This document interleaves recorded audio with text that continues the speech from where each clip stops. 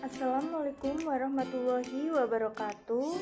Kami dari kelompok 2 yang beranggotakan Gita Sulistioningsi sebagai pemateri 2 sekaligus notulen, Naila Sofa sebagai pemateri 3, Ade Putri Yulianti sebagai pemateri 4, dan saya sendiri, Ella, sebagai pemateri 1 sekaligus moderator.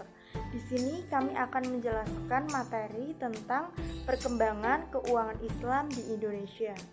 Adapun poin-poin pokok yang akan kita bahas dalam materi kali ini yaitu yang pertama, perkembangan keuangan Islam di Indonesia, dan yang kedua, perkembangan keuangan Islam modern yang ada di Indonesia. Yang pertama, kita akan membahas tentang sejarah keuangan Islam di Indonesia. Sejarah keuangan Islam di Indonesia ada beberapa tahapan yang akan pertama saya jelaskan, yaitu keuangan Islam pada masa Rasulullah. Sejak zaman Rasulullah, praktek-praktek mengenai keuangan Islam sudah terjadi seperti menerima titipan harta, meminjamkan uang untuk keperluan konsumsi dan usaha, serta melakukan pengiriman uang telah lazim dilakukan sejak zaman Rasulullah. Di zaman Rasulullah juga sudah terdapat lembaga keuangan dan juga lembaga yang mengurusi kepentingan masyarakat, yaitu Baitul Mal dan Wilayatul Hisbah. Yang pertama, Baitul Mal, yang artinya lembaga bisnis dan sosial yang pertama dibangun oleh Nabi, yang fungsinya sebagai tempat penyimpanan harta. Para ahli ekonomi Islam dan sarjana ekonomi Islam banyak memiliki perbedaan dalam menafsirkan Baitul Mal. Sebagian berpendapat bahwa Baitul Mal ini semacam bank sentral, tentunya dengan berbagai kesederhanaannya karena keterbatasan yang ada. Sebagian berpendapat lagi bahwa Baitul Mal itu semacam Menteri Keuangan atau bendahara negara. Hal ini mengingat fungsinya untuk menyeimbangkan antara pendapatan dan pembelanjaan negara. Namun, kehadiran Baitul Mal sendiri membawa pembaruan yang besar, di mana dana-dana umat, baik yang bersumber dari dana sosial dan tidak wajib seperti sedekah, denda, dan juga dana-dana yang wajib seperti zakat dan lainnya dikumpulkan melalui lembaga Baitul Mal dan disalurkan untuk kepentingan umat. Adapun sumber dana Baitul Mal, yang pertama ada Baitul Mal Zakat yang berfungsi menampung semua dana-dana zakat. Yang kedua ada Baitul Mal Akmas yang berfungsi menyimpan hanimah, pajak pertambangan, dan hasil laut. Yang ketiga ada Baitul Mal Fa'i yang berfungsi menyimpan garaj, jizyah, ushr, dan pajak. Lalu yang keempat ada Baitul Mal Jalawa'i, yaitu yang berfungsi untuk penyimpanan harta yang tidak diketahui pemiliknya dan harta warisan yang tidak ada ahli warisnya. Ada sistem operasional Baitul Mal menggunakan sistem desentralisasi, yaitu di mana setiap wilayah mempunyai Baitul Mal tersendiri dan tidak tersentralisasi di wilayah pusat.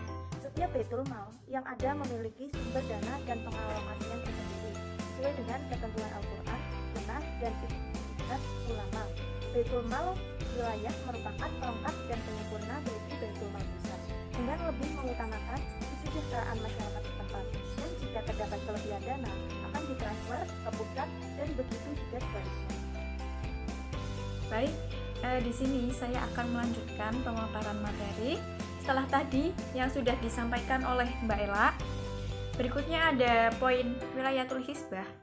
Sistem pengawasan atau kontrol oleh negara terhadap aktivitas ekonomi dianggap sebagai konsep yang sama sekali baru, mengingat pada zaman itu dimensi pengawasan di kerajaan-kerajaan Laut Tengah tidak ada sama sekali.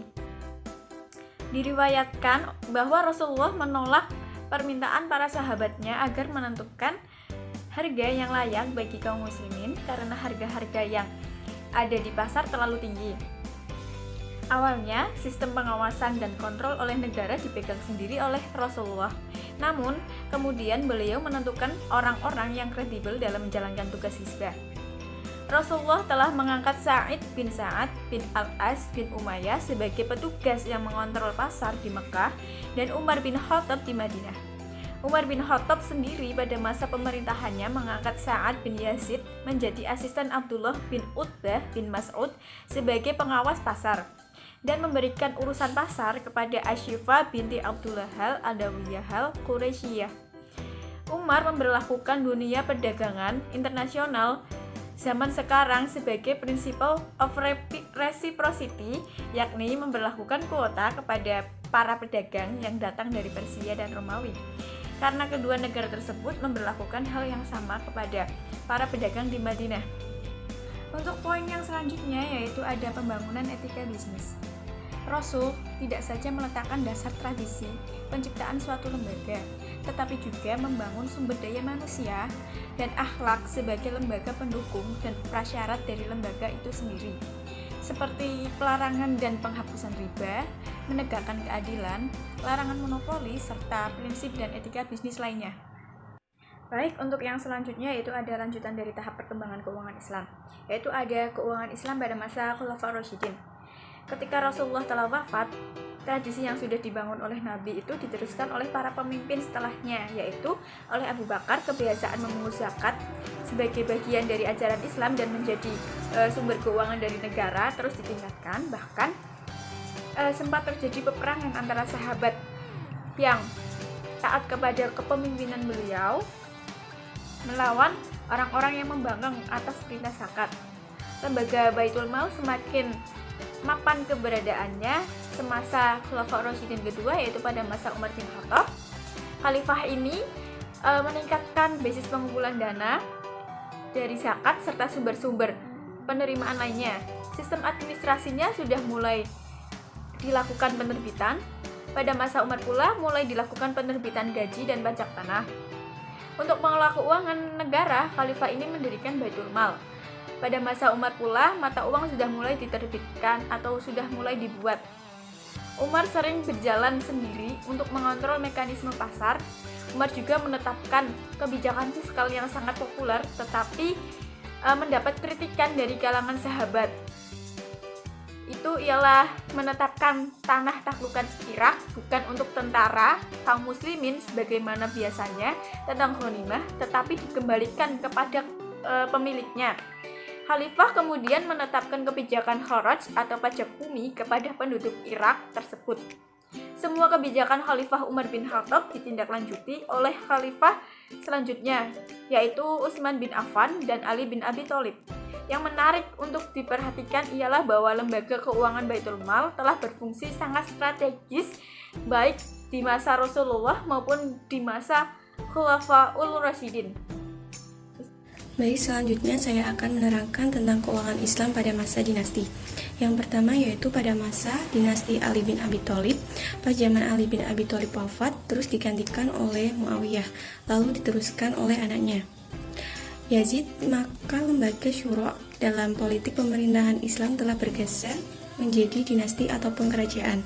Terus pada masa dinasti Umar bin Abdul Aziz, walaupun pemerintahannya cukup singkat yaitu 2,5 tahun, namun ia mampu mendistribusikan pendapatan sedemikian rupa sehingga dapat mensejahterakan rakyatnya, sehingga pada masa itu susah mencari orang yang menerima zakat. Terus pada masa dinasti Umayyah yang di Damaskus berakhir dengan naiknya dinasti Abbasiyah. Sepanjang pemerintahannya terjadi perubahan pola ekonomi, sehingga disalah-satukan khalifahnya menciptakan standar uang bagi kaum muslimin, dikarenakan ada kecenderungan orang yang menurunkan nilai uang emas dan perak.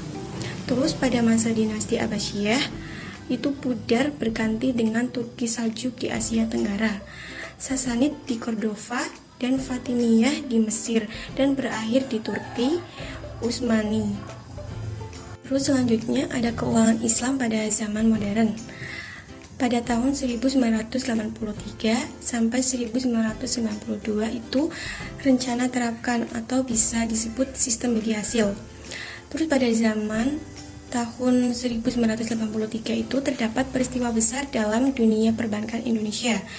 Terus pada tahun 1990 MUI membentuk kelompok kerja untuk mendirikan Bank Islam di Indonesia. Terus sebagai hasil kerja tim perbankan MUI adalah berdirilah bank syariah pertama di Indonesia, yaitu PT Bank Muamalat Indonesia.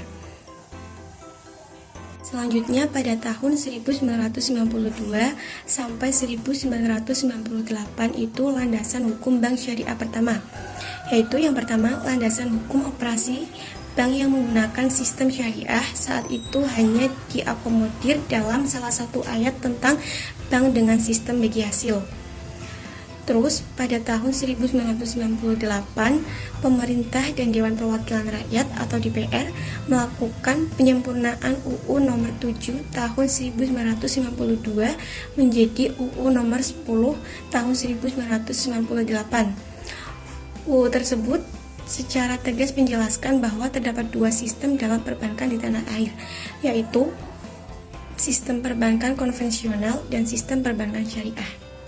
Baik, di sini saya akan melanjutkan pemaparan dari Mbak Naila mengenai sistem keuangan Islam di zaman modern, di mana pada tahun 1998 sampai dengan 2010, yaitu munculnya kebijakan syariah di berbagai sektor, di mana pengesahan beberapa produk perundangan telah memberikan kepastian hukum dan meningkatkan aktivitas pasar keuangan syariah.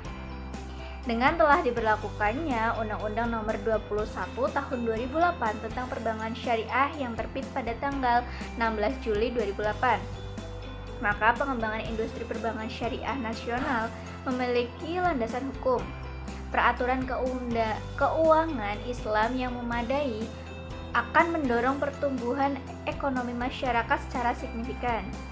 Perkembangan perbankan syariah yang impresif hingga mencapai rata-rata pertumbuhan aset lebih dari 65% per tahun dalam 5 tahun terakhir. Tidak heran peran industri perbankan syariah dalam mendukung perekonomian nasional akan semakin signifikan. Lahirnya Undang-Undang Perbankan Syariah mendorong peningkatan jumlah bank umum syariah. Pada tahun 2009 hingga 2010, berawal dari 5 bank umum syariah menjadi 11 bank umum syariah. Berikutnya yaitu pada tahun 2010 sampai dengan 2015, yaitu pemantapan kebijakan syariah. Yang pertama, sejak mulai dikembangkannya sistem perbankan syariah di Indonesia dalam 2 dekade, sudah banyak pencapaian kemajuan, baik dari aspek kelembagaan dan infrastruktur penunjang, perangkat regulasi dan sistem pengawasan, maupun kewaspadaan dan literasi masyarakat terhadap layanan jasa keuangan syariah. Sistem keuangan syariah kita menjadi salah satu sistem terbaik dan terlengkap yang diakui secara internasional. Kemudian yang kedua, yaitu pada akhir tahun 2013, fungsi pengaturan jasa keuangan perbankan berpindah dari Bank Indonesia ke Otoritas Jasa Keuangan atau yang dikenal dengan OJK. Maka pengawasan dan pengaturan perbankan syariah juga beralih ke OJK. Selaku pengawasan dan pengaturan perbankan syariah juga beralih ke OJK. Selaku otoritas sektor jasa keuangan, OJK terus menyempurnakan visi dan strategi kebijakan mengembangkan sektor keuangan syariah. OJK menyusun visi dan strategi tersebut ke dalam roadmap perbankan syariah Indonesia pada tahun 2015 sampai 2019 yang di-launching pada Pasar Rakyat Syariah 2014. Kemudian yang ketiga yaitu OJK mengharapkan RPSI atau yang dikenal dengan tadi Roadmap Perbankan Syariah Indonesia menjadi panduan arah pengembangan sektor keuangan syariah. RPSI berisikan inisiatif strategis untuk mencapai sasaran pengembangan yang ditetapkan oleh OJK. Hasil awal terlihat pada tahun 2015. Industri perbankan syariah terdiri dari 12 bank umum syariah, 22 unit usaha syariah yang dimiliki oleh bank umum konvensional, dan 162 BPRS dengan total aset sebesar 494 triliun dengan pangsa pasar 4,61%. Berikutnya yaitu lanjutan 2015 sampai dengan sekarang, yaitu digitalisasi keuangan syariah. Seiring meningkatnya permintaan masyarakat terhadap sistem keuangan transparan, praktis, dan akuntabel, OJK mendorong inovasi keuangan berbasis teknologi yang tengah berkembang untuk memenuhi permintaan tersebut. Peraturan Otoritas Jasa Keuangan Nomor 77 POJK 01/2016 tentang layanan pinjam meminjam uang berbasis teknologi informasi menjadi usaha OJK membangun legalitas untuk meningkatkan kepercayaan masyarakat. Aturan tersebut diperuntukkan bagi perusahaan keuangan konvensional berbasis teknologi yang tengah berkembang. Sekian pemaparan materi dari kelompok kami, semoga dapat dipahami dan bermanfaat. Tetap semangat dan jaga kesehatan. Terima kasih. Wassalamualaikum warahmatullahi wabarakatuh.